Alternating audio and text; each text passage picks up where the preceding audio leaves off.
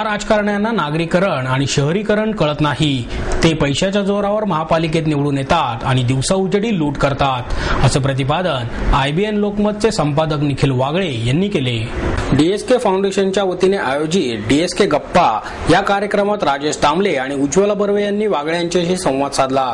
मुलाखत घेण्यामागे तंत्र उलगडून सांगताना वागळे म्हणाले, मुलाखत घेणे ही एक कला असून पत्रकाराला मुलाखतकाराची नस माहिती होणे आवश्यक आहे। म्हणून मी आतापर्यंत 150 यशस्वी चांगल्या मुलाखती घेतल्या आहेत आणि याच मुलाखती पत्रकाराची खरी लोकशाही आहे। राजकारणात बदल घडवण्यासाठी चांगली माणसे आली तर मलाही काम करण्यासाठी बरे वाटेल।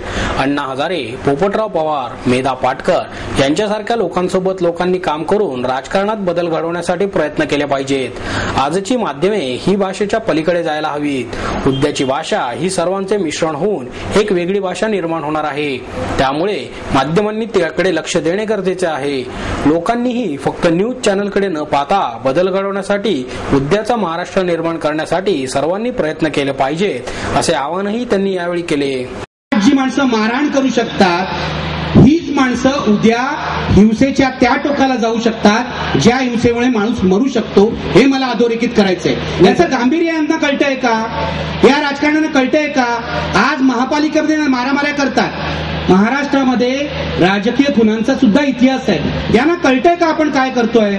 मी मुद्दामून हे विचारतो कारण मला त्यांचं वस्त्रहरण करायचं असतं। ही काय प्रवृत्तीची माणसं आहेत हे लोकांसमोर आणायचं असतं आणि तेच तर माझं काम आहे। पत्रकार म्हणून मी काय तुम्हाला गोडगोड प्रश्न विचारू का? नाही, गोडगोड नका विचारू, पण इतकं नादी त्यांना मिरच्या झोंकतील एवढे का विचारता? पण हेच तर आपल्याला शिकवलंय आचार्य यात्र्यांनी, हेच तर आपल्याला शिकवलंय शिवरामपंत परांजपेंनी, हेच तर आपल्याला शिकवलंय टिळक आगरकरांनी। हे जर करायचं नसेल तर टिळक आगरकरांच्या स्मृतींना वंदन करायचं सोडून द्या, फुले आंबेडकरांचं नाव घ्यायचं सोडून द्या। महाराष्ट्रातली पत्रकारिता, अगदी मी तुम्हाला सांगतो, जे लोक मारतात त्यांचाच वारसा सांगतो, प्रबोधनकारांचा। प्रबोधनकारांनी ज्या भाषेमध्ये सगळं लिखाण केलेलं आहे त्या इतकी ज्वलजहाल भाषा आज कोणताही पत्रकार वापरत नाही। माझं तर म्हणणं आहे, आज ज्या प्रकारची काळी कृत्य समाजात चालली आहे ती जर थांबवायची असतील तर या लोकांना हंटर सारखे शब्द पाहिजे, ते लक्षात घ्या। जे ब्रिटिशांनी केलं नाही त्यापेक्षा घाणेरड्या गोष्टी या समाजामध्ये चाललेल्या आहेत आणि पत्रकार आपलं, माझं दुःख आहे, पत्रकार आपलं कर्तव्य किती सभ्यपणे, म्हणजे काय आहे। मी तुम्हाला गोविंद तळवळकरांचं एका अग्रलेखाचं उदाहरण देतो। माझ्या भाषेबद्दल आक्षेप आज घेतला जात नाही। मी जेव्हा पत्रकारितेत आलो आणि जेव्हा माझ्यावर पहिला हल्ला झाला तेव्हापासूनच घेतला जातोय।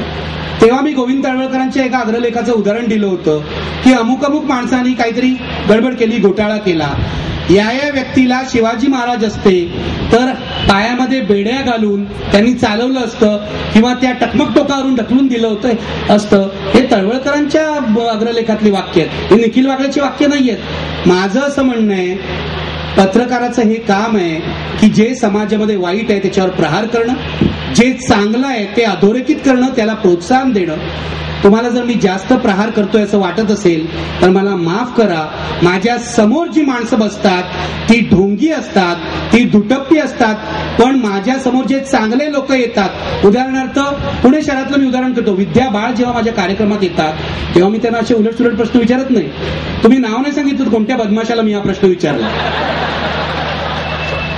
पण मला सांगा समोर माणसं खोटं बोलतात। नाही, कालचंच उदाहरण सांगतो, या राज्यामध्ये मुख्यमंत्री सांगतो 57,000 कोटी रुपये खर्च झाले तरी सिंचनाखालची जमीन 1% सुद्धा वाढली नाही, असं या राज्याचा मुख्यमंत्री पत्रकार परिषद घेऊन सांगतो।